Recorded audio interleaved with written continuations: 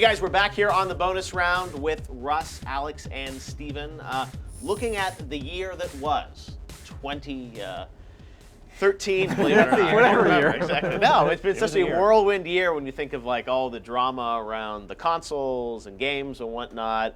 A wild year, I think, for the industry overall. But for me, I think the headline story obviously must have been, I think, what happened with Xbox this year and sort of the ups and downs that brand had from the reveal back in May through E3 through the fall and whatnot.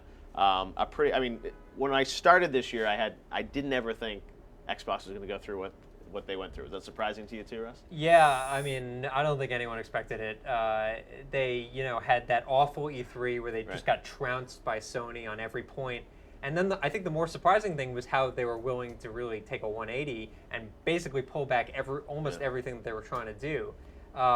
I think right now, it's mostly settled. I mean, the console war still rages, but effectively, a lot of the stuff that people were complaining about is no longer an issue. Right. But man, yeah, Microsoft just got trounced for 6 months straight.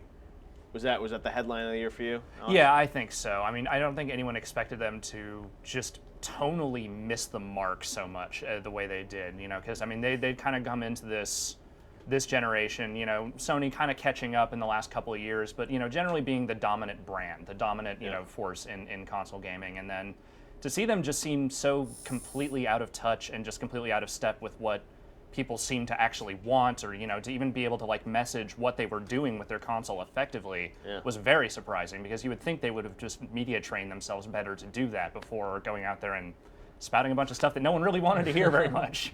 And it continued for quite a while. Yes, Steven, do you think is there a long-term impact of that? Yeah, and I think that they got heat in part because they were more daring than Sony was, and they deserve some credit for that. One of the major problems they had this year is that they refused to talk about the Xbox One on anyone's terms but themselves. Right. And so whether it was reporters like us trying to talk about that console in the first 5 months of the year when they refused to admit they were even making one, right, or whether it was in the months after that where they would only do their talking points and they didn't really feel like they were listening to anybody, I think that got them into a lot of trouble. And so it's been obscured the fact that they were planning some innovative things that they probably could have gotten out there in a more positive way. The idea of, I don't have to put a disc in anymore if I've associated my licenses. But to force that on people, to not make that an option, that type of stuff, totally tone deaf. So yeah, definitely the rise and fall with them, and what the fallout is for that, I think is a story that will still unfold into next year for sure. Right. But was that the big story of 2013 to you? Yeah, I think there's a couple others worth noting. One is the dissolution of THQ. It happened, I think, in January, but that sort of reshuffled the deck, gave a lot of different companies new opportunities to work with a lot of different franchises. South Park winding up with Ubisoft, WWE going to 2K. We've seen just a lot of splintering of studios and what have you. Maybe the rise of Deep Silver partially because of THQ falling off. And Nintendo, and it's a perennial, right, that sort of doubt about can they hang on. But the Wii U really failing to make an impressive mark this year, I think, reinforces some of the doubts about them in terms of them as a console maker. Right.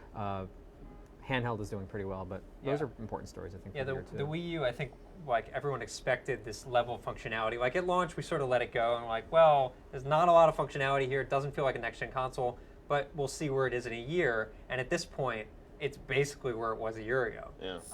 And they're having a real tough time, and it's essentially turned into a GameCube, which is to say it's just a first-party box, and that was a dangerous place they were in before. So, it'll putter along, and they'll release great Nintendo games, but they're really struggling to set themselves apart, just getting dominated by these next-gen consoles. All right, guys, hold that thought. We'll be right back here on the bonus round.